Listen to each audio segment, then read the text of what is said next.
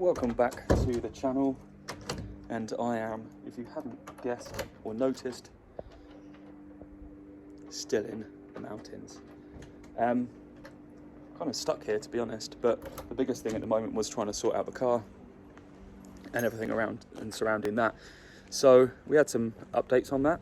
One of the biggest issues about recovering it in general was trying to get it from France to Switzerland. So where I am at the moment is in the Savoie region of the Alps, which is in France, and the car is currently sitting in Bay in Switzerland. If you haven't seen anything of that, go and check out the last episode.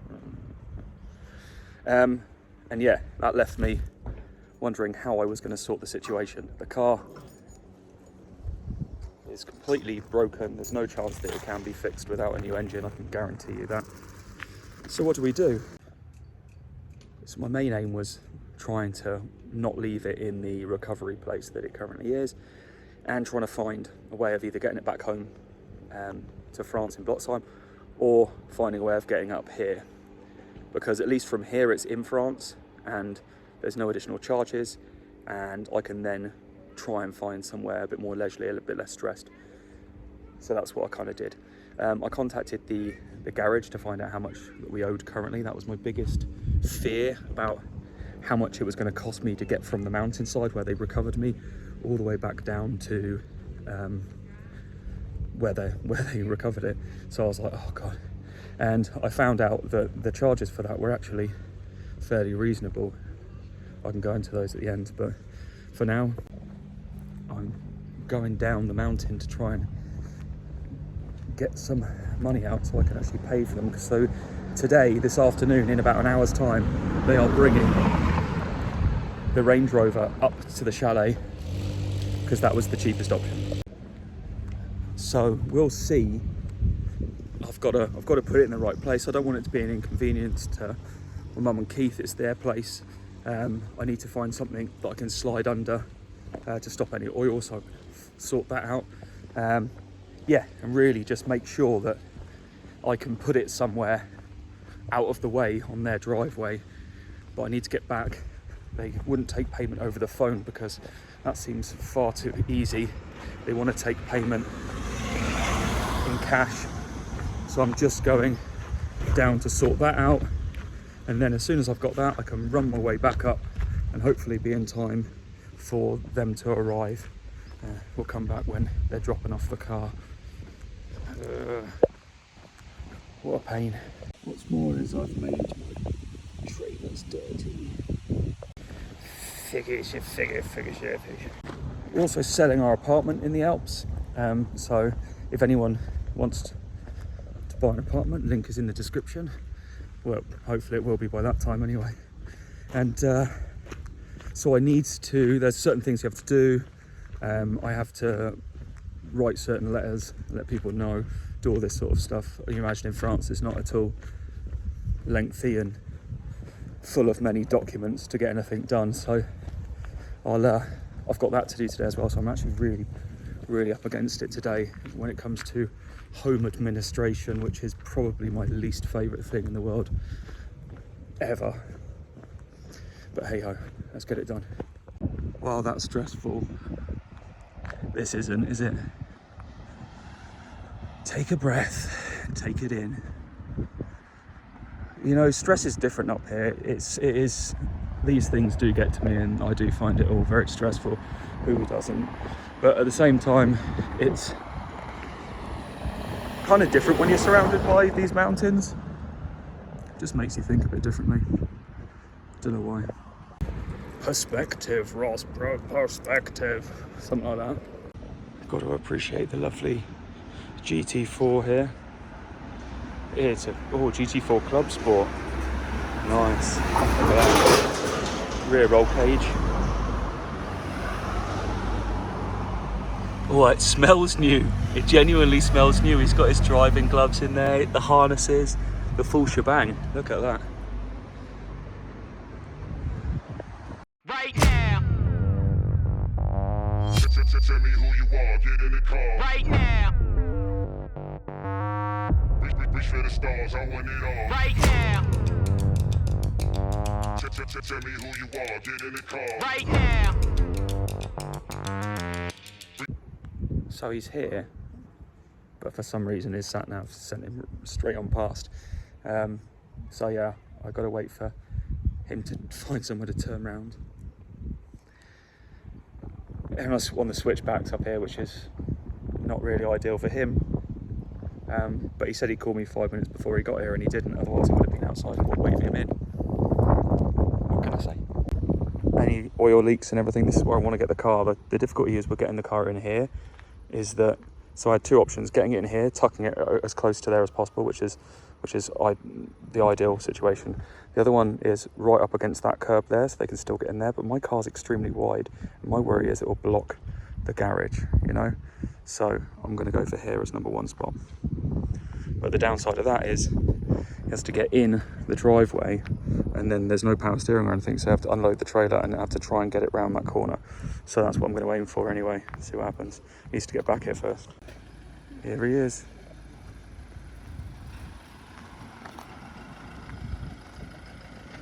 Joy. Right, so he's going to reverse in, I think. So we need to get him in. If we can get him in at a slight angle, so then we can reverse it off down into this spot, that's going to be the best bet.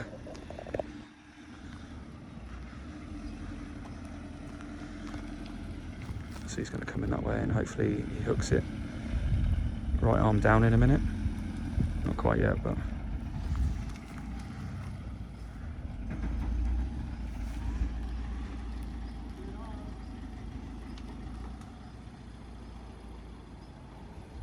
right, let me deal with this. I've paid the man. I never put me speaking French on camera because you'll see how terrible it is.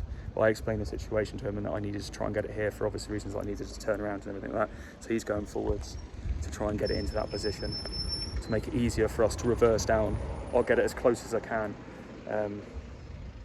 as much as you can manoeuvre a friggin' massive lorry. The difficulty we have is that the length of the trailer is really long. So he needs to offload the trailer back, but the trailer comes right out. So there's not much turning space after that. So he's going to have to try and put the trailer down, and then we're going to have to try and turn it in, which is... There we go. Assuming it's long.